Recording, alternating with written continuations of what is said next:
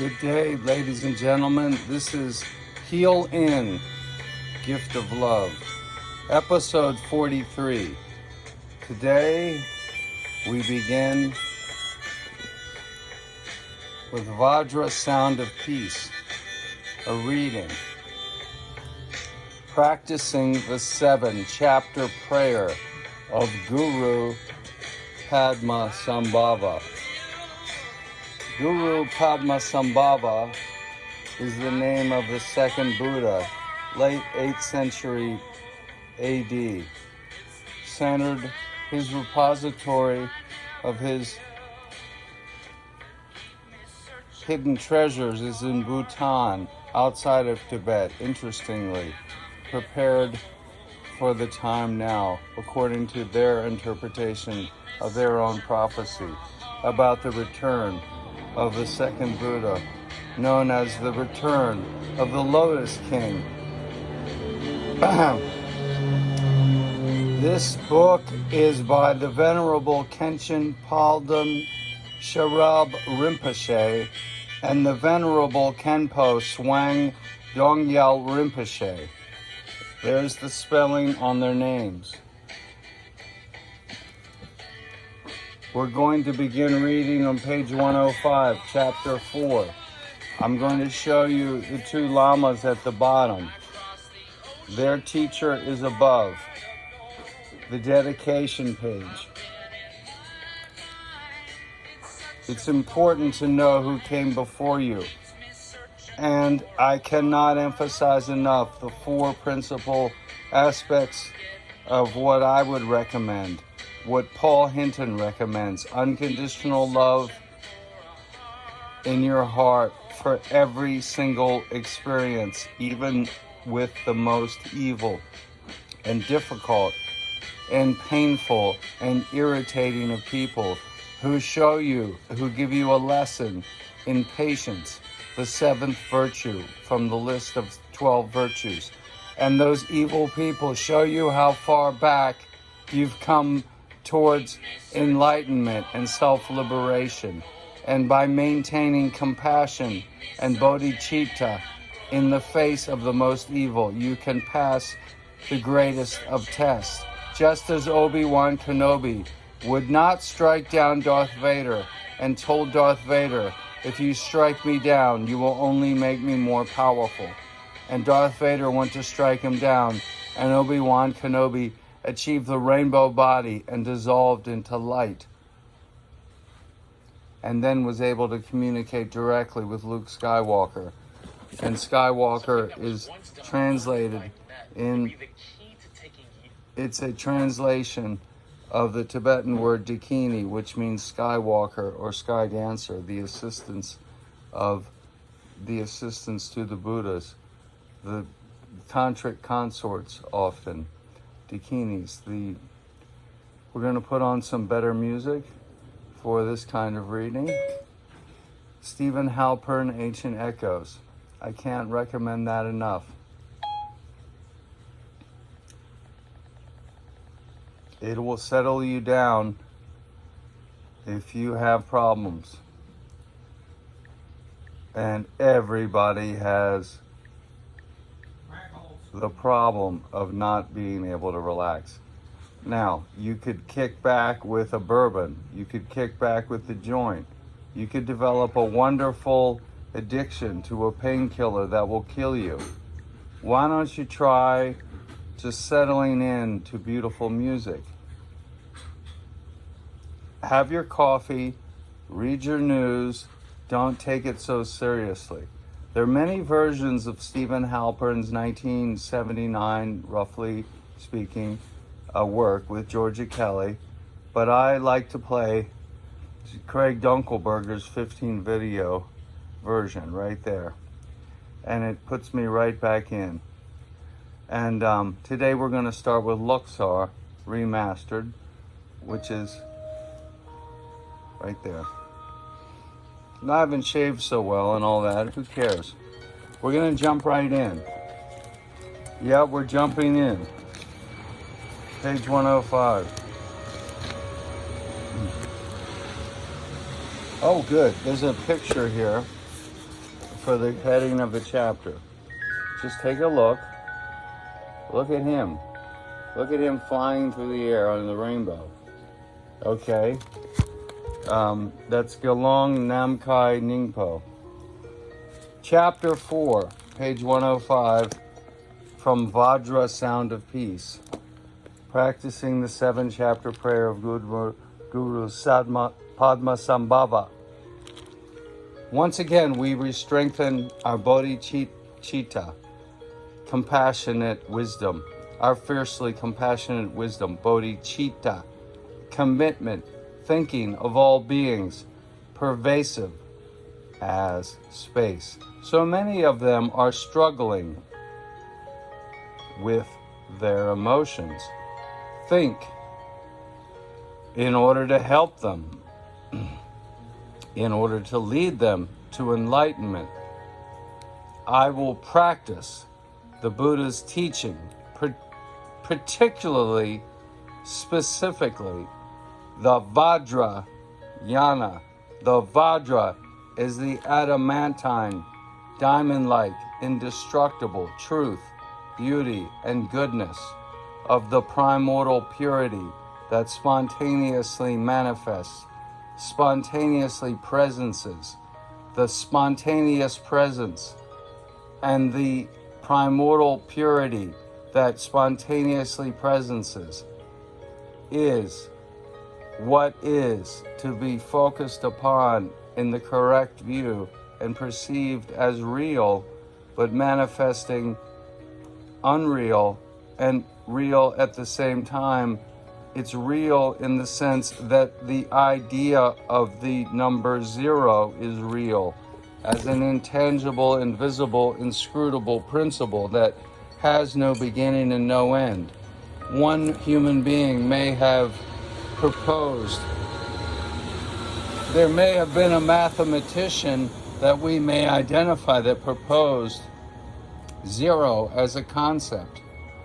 But the idea of 0 is forever, just as the primordial purity that is intangible, inscrutable, invisible, unmanifest, but yet the source from which you come, animating you, and into which you dissolve.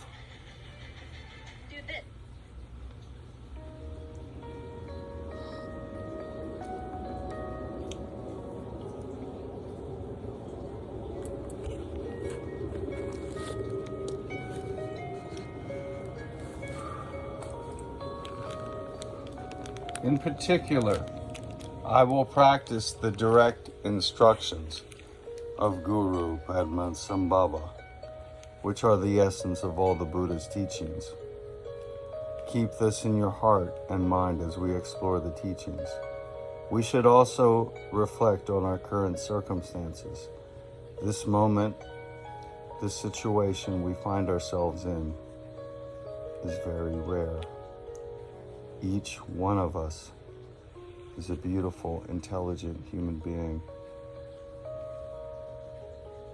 That in itself is special, particularly when we consider the billions of universes,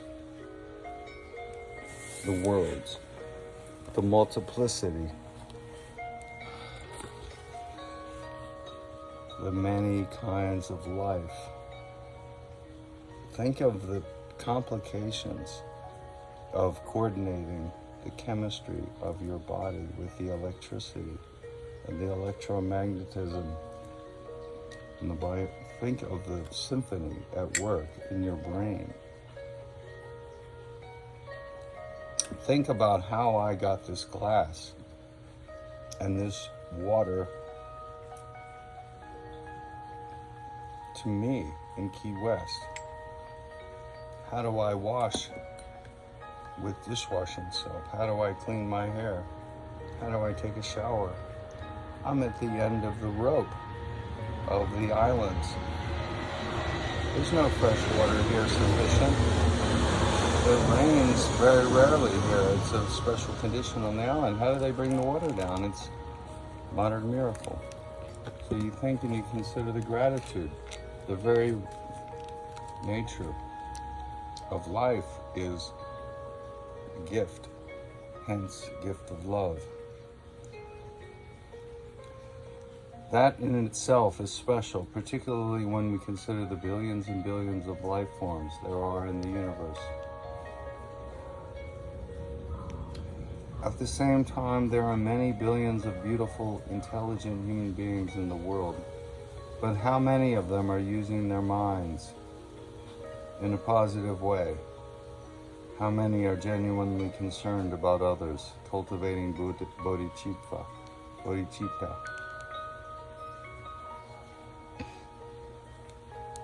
How many are working to actualize their spiritual potential? Not that many. All of us are not only beautiful, intelligent human beings. We are cultivating bodhicitta and working to actualize our spiritual potential. This rare and wonderful set of circumstances is known in the teachings as the precious human birth. It's important to acknowledge, appreciate, and even celebrate this, and at the same time to make good use of our opportunity.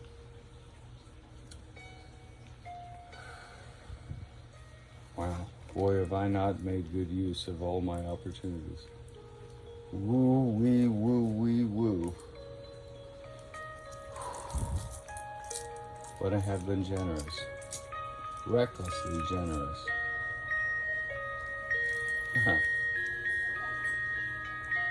Foolhardy. I have been daring. I need more caution. I've said too much. I need to speak less. I need to be frugal. I've been intemperate. I've been courageous, but sometimes I've let the truth slip because I didn't tell them the whole truth. Sins of omission.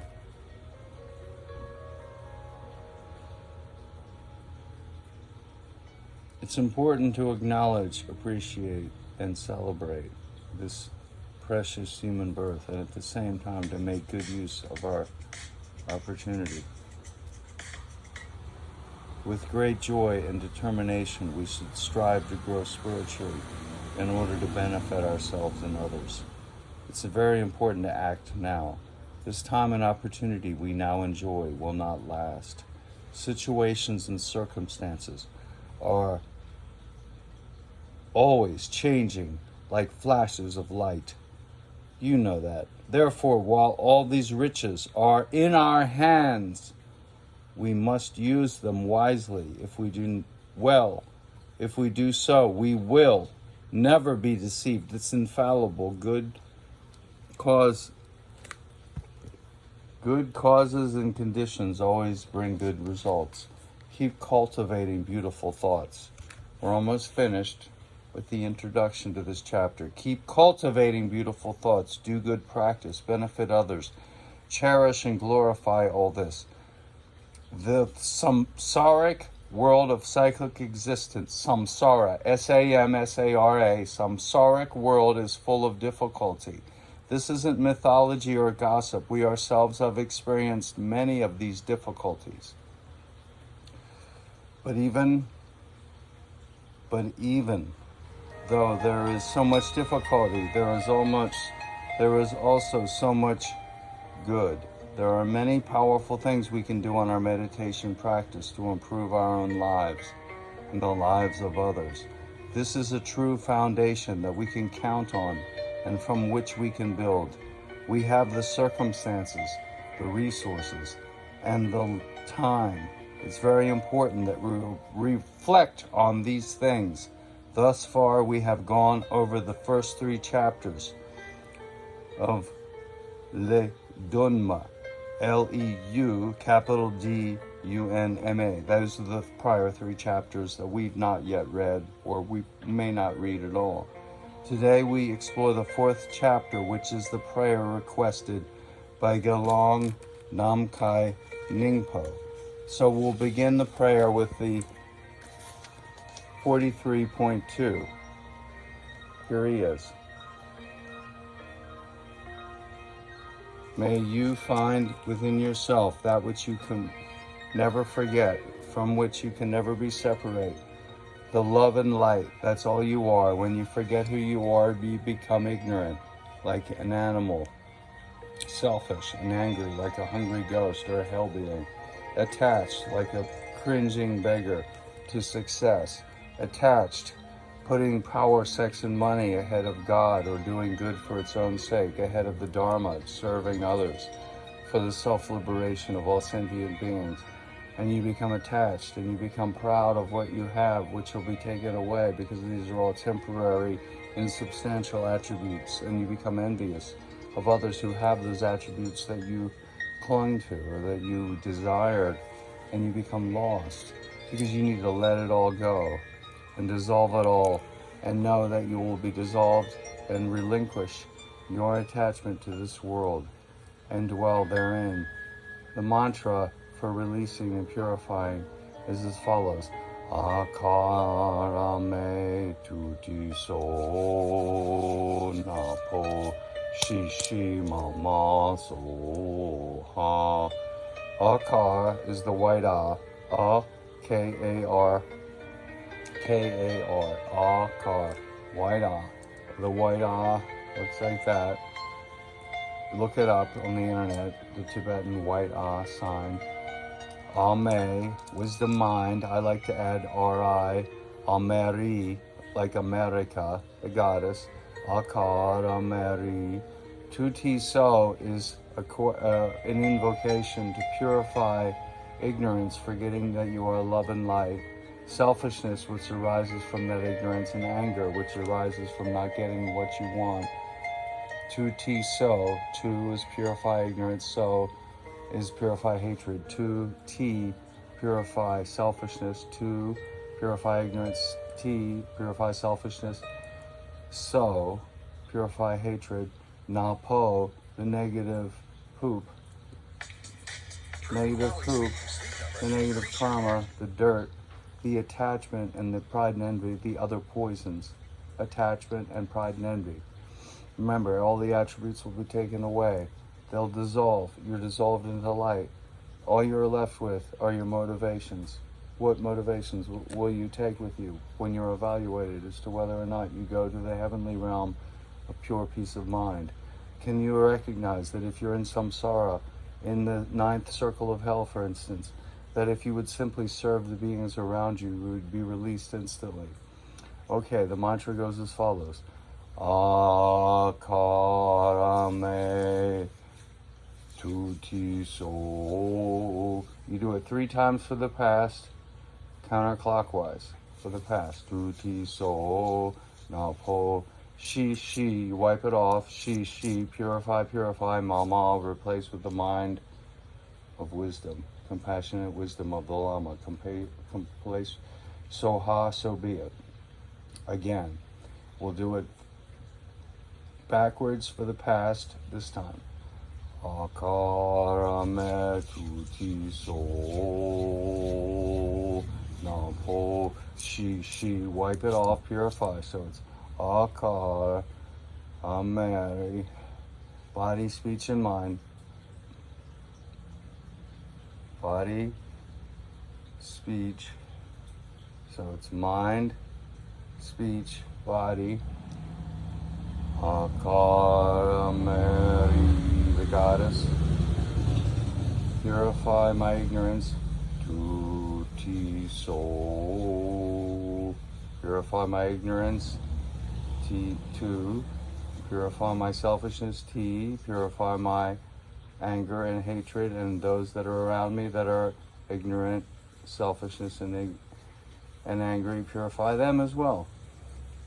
Na po, attachment and pride and envy and other poisons. You keep circling, and you do this 3 times. You repeat the mantra 3 times for the present, and then 3 times for the future, after 3 times for the past. So 3 times for the past, 3 times for the present, 3 times for the future. When you do the future, you do it like this. And then when you say shi, you shi, purify, ma, soha. Replace with the mind of compassionate wisdom, fiercely defending the Dharma. So be it, soha. One more time. This time for the future. Akarameri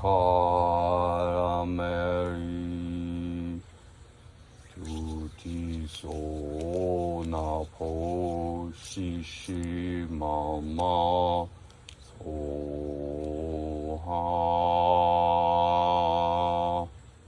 Thus ends the episode 43.0.